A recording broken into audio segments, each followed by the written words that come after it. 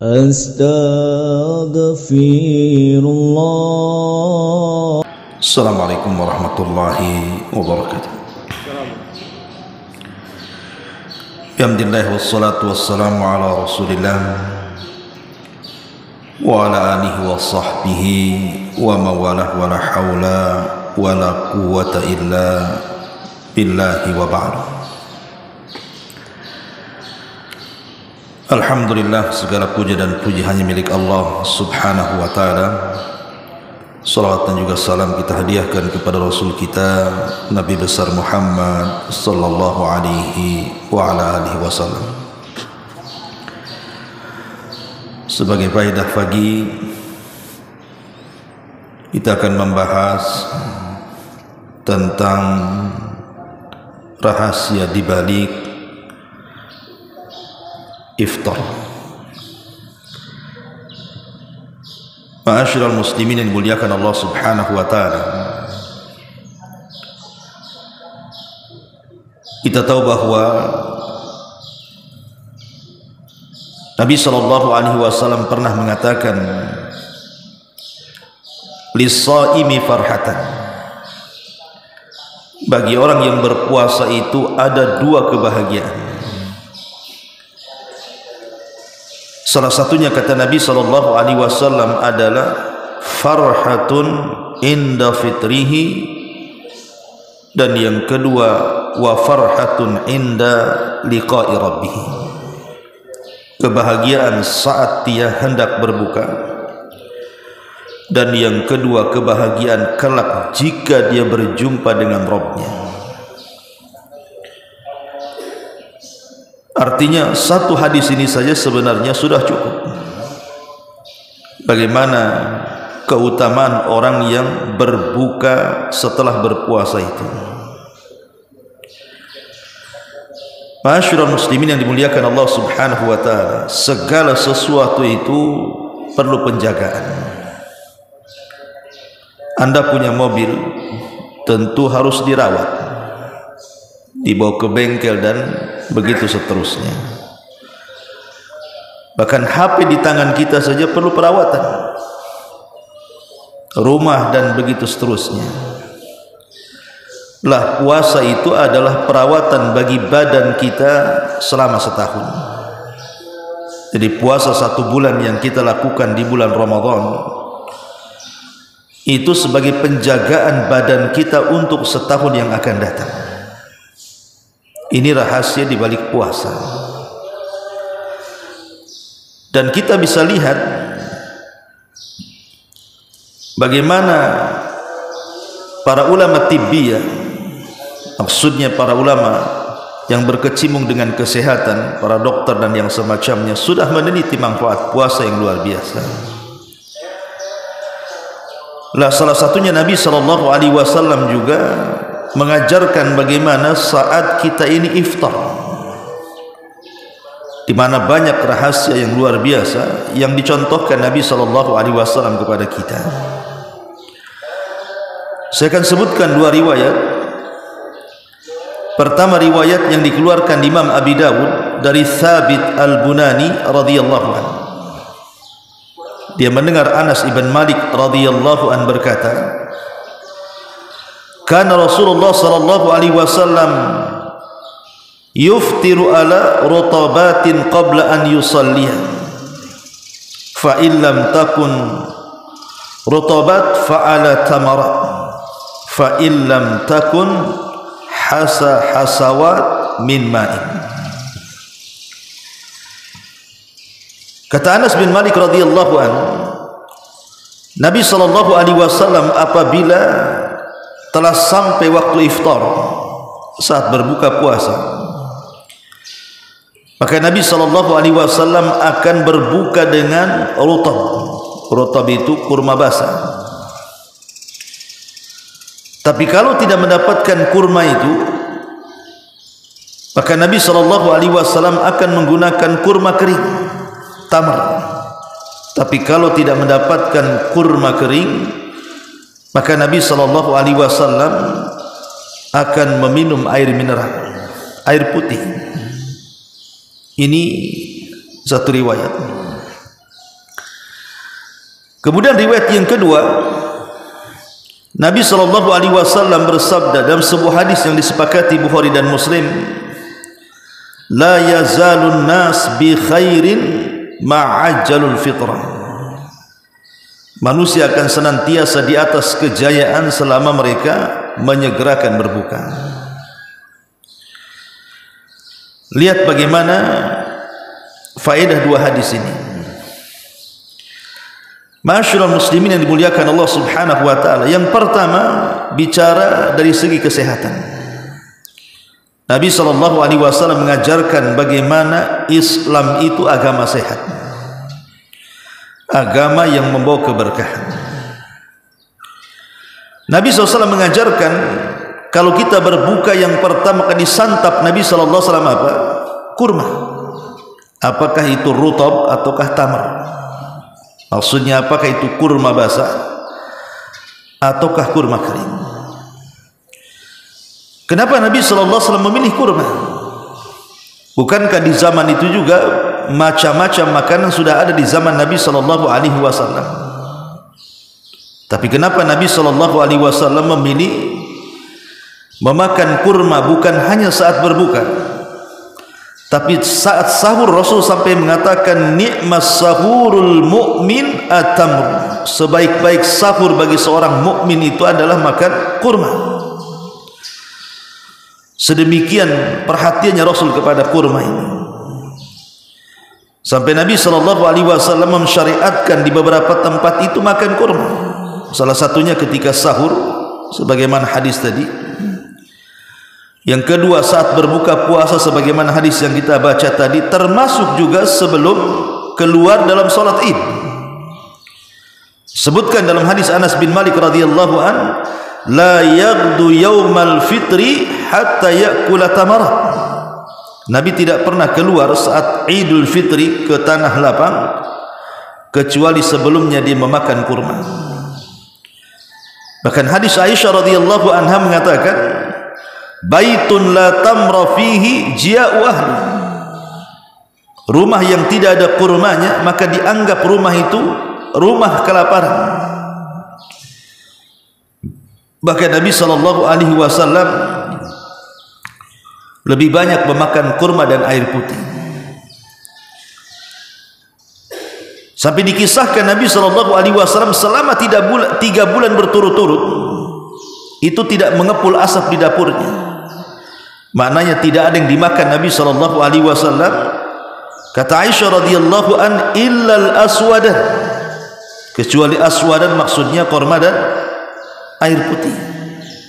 Itu yang kemudian Nabi SAW bisa bertahan hidup dengan memakan kurma dan air putih. Artinya bahwa kurma ini makanan berkah. Apalagi kurma Madinah yang disebut dengan ajwa. Kalau kita meneliti sejarah maka ajwa ini asalnya dari sorga. Karena ada makhluk-makhluk sorga itu yang diturunkan ke bumi, salah satunya ajwa. Makanya wajar kalau seandainya memiliki keistimewaan khusus antara kurma Madinah dibandingkan kurma-kurma yang lainnya. Sampai Nabi SAW bersabda dalam hadis yang dikeluarkan Imam Bukhari, barang siapa yang di pagi hari dia memakan 7 butir kurma ajwa, lam yadurrahu dzalikal yaum summun wala sihr, maka tidak akan memadaratkan bagi dia racun apapun atau sihir siapapun. Siapa yang memakan kurma ajwa di pagi hari 7 butir, maka dia akan terhindar dari racun apapun dan sihir siapapun. Begitu juga kata Rasul dalam riwayat yang lain, barang siapa yang memakan kurma di sore harinya, lam yadurrahu summun wala sihrun dzalikal yaum ila al-lail, maka dia tidak akan tersentuh racun apapun dan sihir siapapun sampai di malam hari. Hadis ini dikeluarkan Imam Bukhari. Walaupun sebagian para ulama menjadi polemik, apakah mesti harus kurma ajwa? Sekarang kalau tidak ada kurma ajwa, mungkin kurma-kurma biasa, apakah fungsinya juga sama dengan kurma ajwa? Bisa menangkal sihir ataupun menangkal semua racun?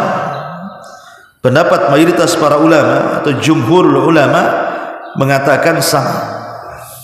Bahkan fatwa daripada Syekh bin Baz rahimahullahu taala ketika ditanya apakah kurma-kurma selain daripada ajwa juga sama posisinya, maka dia mengatakan ya, kalau tidak ada kurma ajwa maka boleh memakan kurma-kurma yang lainnya, diniatkan supaya kita terhindar dari racun dan sihir, maka itu sekedudukan dengan kurma ajwa. Maknanya di sini bahwa semua kurma itu membawa berkah dan kurma itu membawa kesehatan, karena sudah banyak penelitian para ulama kedokteran tentang manfaat kurma. Anda bisa klik saja di Google manfaat kurma, nanti keluar semuanya. Ma'asyiral muslimin yang dimuliakan Allah Subhanahu wa taala, ini dari segi kesehatan. Kemudian yang kedua, Nabi SAW mengatakan kalau tidak ada rutab, kemudian tidak ada kurma, apa yang dilakukan Nabi SAW? Rasul meminum air putih, hasawat minal ma. Maka Nabi SAW meminum air putih, dan kita tahu air putih itu manfaatnya banyak. Air putih itu bisa mencegah berbagai macam penyakit, dan itu kita bisa bertanya kepada ahlinya, para dokter, para kesehatan, dan luar biasa gitu, yang membantu kinerja jantung, stamina, batu ginjal, macam-macam, sembelit. Pokoknya kalau kita membaca manfaat air putih itu luar biasa. Artinya Nabi SAW memilih berbuka itu bukan sembarang berbuka kan begitu, tetapi memukaddimahi bukanya itu dengan perkara-perkara yang membawa kesehatan bagi badan kita, dan ini mujizat. Makanya Nabi SAW itu seumur hidupnya tidak pernah sakit, ikhwan. Bayangkan Nabi SAW itu berpoligami itu kan di atas usia 50 tahun baru dia banyak menikah. Belum lagi dia memimpin negara, belum lagi dia memimpin pasukan perang, belum lagi dia mencari maisha untuk keluarganya, belum dia mengatur qadha lagi. Siapapun yang bermasalah, Nabi SAW berusaha untuk mendamaikannya. Artinya Nabi SAW penuh dengan kesibukan.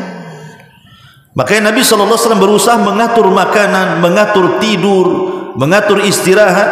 Dan subhanallah, banyak para ulama yang kemudian mengarang satu buku yang disebut dengan Tibun Nabawi, kesehatan ala Nabi. Karena bukan hanya sekedar makan, tidurnya Nabi saja membawa kesehatan kan itu tidurnya Nabi itu. Sampai ada ulama yang mengarang tentang tidurnya Nabi. Kalau tidurnya Nabi saja membawa kesehatan, dan itu bagian daripada mukjizat, macam mana pula makanan dikonsumsi Nabi SAW. Tentu juga di balik itu ada kesehatan lah. Salah satunya adalah saat iftar. Maka Nabi SAW pertama menganjurkan kita memakan rutab. Kalau tidak ada rutab maka tamar. Kalau tidak ada tamar, air putih. Dan Nabi SAW mengingatkan satu perkara. Apa kata Nabi SAW? Ma mala'a banu Adam wi'a syarran min batnihi. Kata Nabi SAW,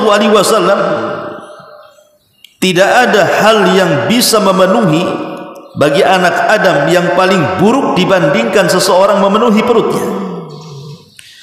Bihasbi ibni Adam akalat yakumna sulbahu fa in kana la mahala fa sulusun li ta'amihi wa sulusun li syarabihi wa sulusun li nafsihi. Kata Nabi SAW, cukuplah anak Adam itu ketika memasukkan sesuatu ke dalam perutnya, maksudnya makanan yang ia makan. Kalaupun harus makan banyak, kata Rasulullah, maka bagilah 3 bagian perutnya. 1/3 untuk makan, 1/3 untuk minum, dan 1/3 untuk bernafas. Lihat, sampai Nabi SAW mengatur, kalaupun harus makan banyak, atur perut itu. Jadi dalam perut itu aturlah 1/3. Oh, ini tempat makanan yang dimasukkan, ini tempat minuman yang diminumkan, kemudian ini tempat yang bernafas. Tapi kenyataannya kan tidak. 1/3 untuk makan semua, kemudian 1/3 makan lagi. sepertiga makan lagi, jadi 100% makan aja isinya. Sampai sepertiga untuk bernafas tidak ada lagi kan. Lah kalau berbuka caranya seperti ini, bukan hanya sekedar taraweh, itu maghrib minggat juga tuh. Mana orang udah lemes kan begitu.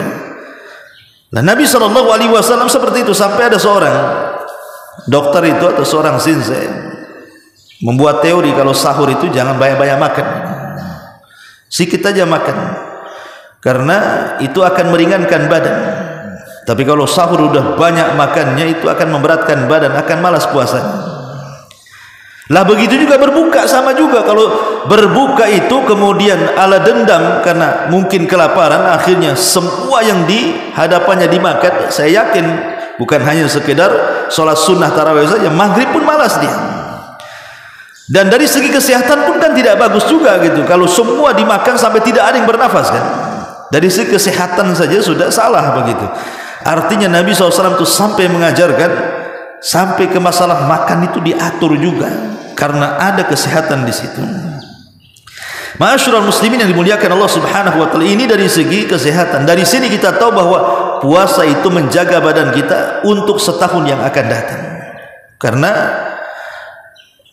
mungkin bahasa alat-alat elektronik, karena dalam badan kita itu kan ada spare partnya, ada onderdil yang perlu diperbaharui, diperbaiki setiap tahunnya, dan itu dengan cara berpuasa. Ini keajaiban juga kalau kita mau meneliti soal iftar Nabi SAW. Lah lebih daripada itu, Nabi SAW tadi mengatakan dalam berbuka itu ada dua kebahagiaan. Bahagia saat iftar karena memang dia sudah lapar, sudah dahaga, sudah menahan syahwatnya. Ketika teng waktu maghrib, semua dihalalkan, semua dihalalkan. Dan ini tentu melatih. Kalau yang halal saja seperti makan, minum dan syahwat kepada tempatnya diharamkan di bulan Ramadan, maksudnya di siang hari, macam mana perkara yang diharamkan? Macam mana mencuri, macam mana berzina dan begitu seterusnya, makin diharamkan lagi lah kan itu. Lah saat berbuka tentu kita kebahagia gitu ya. Yang tadinya lapar jadi kenyang, yang tadinya haus jadi hilang dahaganya, yang tadinya diharamkan berhubungan suami istri akhirnya dihalalkannya. Uhillat lakum lailata siyam arrafathu ila nisaikum. Ini kebahagiaan yang pertama. Dan kebahagiaan yang kedua, wa farhatun inda liqa'i rabbi, dan kebahagiaan saat berjumpa dengan Allah. Kenapa dia bahagia? Karena Nabi SAW mengatakan as-sawmu li wa ana ajzi bihi. Puasa itu untukku yang aku akan membalasnya. Karena dia punya pahala yang tidak ada tahu besarannya kecuali Allah. Dia akan berjumpa dengan Allah dan akan mengambil pahalanya. Bahkan lebih daripada itu, puasa sendiri, kalau kita berpuasa mulai terbit fajar sampai terbenam matahari, maka puasa akan datang kepada Allah dan mengatakan bahwa dia meninggalkan makan, minum dan syahwat min ajli, karena aku, kata puasa. Artinya puasa datang menghadap Allah dan akan memberikan syafaat kepada para pelakunya. Dari sini Rasul mengatakan Al-Quran was-siyam yashfa'ani li sahibihima, bahwa bacaan Al-Quran yang kita baca di bulan Ramadan dan juga puasa yang kita lakukan di bulan Ramadan akan datang kepada Allah membawa syafaat di hadapan Allah Subhanahu wa taala. Itu kalau kita mau kemudian lebih lanjut lagi berbicara soal manfaat iftar itu. Bahkan Nabi SAW menjanjikan satu janji, ketika kita menyegerakan iftar, maka Allah akan berikan kejayaan kepada kaum muslimin. Kalau kita menyegerakan iftar, maka Rasul menjanjikan bahwa kaum muslimin akan di atas kejayaan, di atas musuh-musuhnya. Karena ada orang-orang itu yang salah gitu ya, baik ketika sahur malah dilambat-lambatkan, ketika iftar juga sama, dilambat-lambatkan. Ada orang sahur jam 1, ikhwan. Apa kata saya Soleh Fauzan? Kalau antum sahur jam 1, jam 2 sudah puasa. Harusnya puasa itu teng subuh, antum nambah jam puasanya. Itu sudah nambah jam, salah ketika berpuasa. Puasa itu mulai dari terbit fajar, subuh mulainya. Ini jam 2 sudah nahan lapar dia. Enggak nambah jam kan? Madaratnya apa? Ketika nambah jam, cepat laparlah dia. Kalau jam 2 sudah menahan lapar, jam 2 siang itu perut sudah kayak cacingan tuh. Sudah dipastikan dia kelaparan kan, kehausan. Makanya Nabi SAW mengakhirkan sahur. Salah satu faedahnya mengakhirkan sahur supaya tepat jadwal puasanya. Karena jarak sahurnya Rasul dari makan ke adzan subuh itu seperti orang membaca 50 ayat. Kan tidak lama 50 ayat kita baca. Sebagaimana pertanyaan Anas kepada Zaid bin Thabit, berapa sih jarak sahurnya Rasul ke adzan subuh? Kata beliau 50 ayat. Seperti orang membaca 50 ayat kan, 20 menitan kan itu. Sehingga kalau 20 menit kita makan sampai ke azan itu dah cukuplah itu waktu.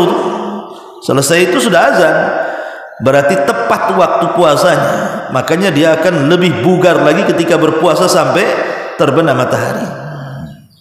Dan itu hadyun Nabi, itu petunjuk Nabi SAW.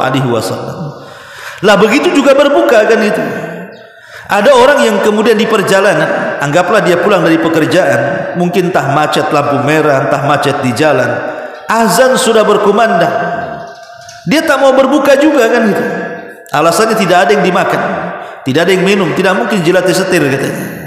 Apalagi jilati tangan dia kan tidak mungkin. Dia tidak paham bahwa membatalkan puasa tidak mesti harus makan minum, cukup dengan niat saja itu bisa batal puasanya. Innamal a'malu binniat, langsung diniatkan. Sudah teng maghrib, niat bahwa saya membatalkan puasa, supaya masuk pada hadis Nabi SAW di sini, la tazalun nas bi khairin ma'ajalul fitra wa yuakhirus sahur. Manusia itu akan senantiasa di atas kejayaan selama mereka menyegerakan berbuka dan juga mengakhirkan sahur. Karena di balik menyegerakan berbuka dan mengakhirkan sahur itu ada kejayaan Islam. Apa kejayaannya? Menyelisihi puasanya ahli kitab. Karena orang-orang Nasrani mereka puasa juga sama dengan kita, tapi berbukanya saat bintang bermunculan. Nah, kita jangan sampai bintang muncul kemudian kita buka. Kemudian orang-orang Yahudi juga berpuasa, tapi mereka tidak sahur. Makanya Rasul mengatakan faslu ma baina siyamina wa siyami ahlil kitab akalat as-sahur.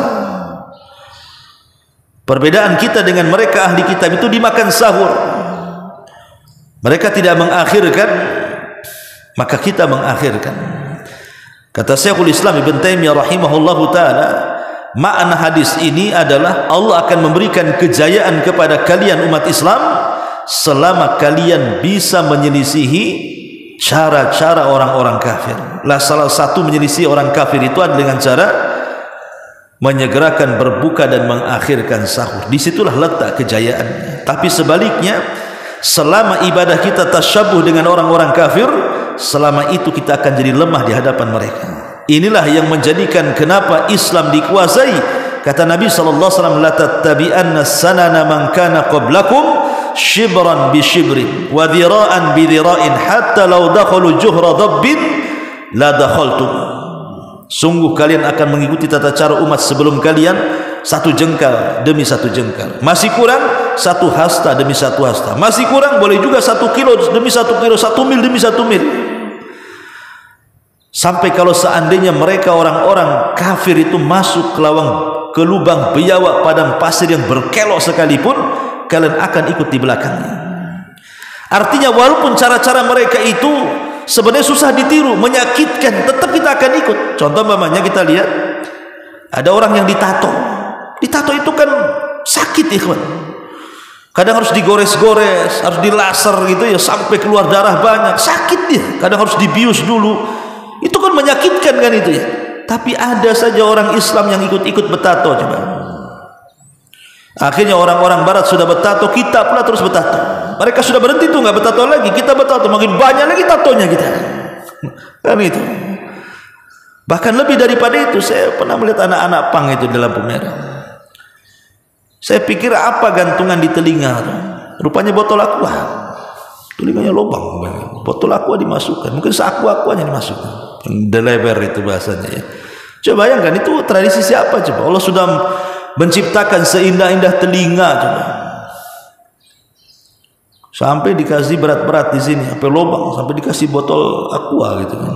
Auzubillah kan itu. Itu kan menyakitkan ikhwan kan. Itulah yang disebut, walaupun mereka orang kafir itu masuk ke lubang biawak yang berkelo sekalipun yang susah ditiru, ada orang yang niru. Lah kalau sudah seperti itu, inilah lemahnya kaum muslimin. Sahabat bertanya, siapa yang Anda masukkan? Apakah mereka Yahudi dan Nasrani? Maka Rasul mengatakan, kalau bukan mereka siapa lagi? Ya kita mengikuti tata mereka, orang-orang barat dari kalangan Yahudi dan Nasrani dan orang-orang kafir.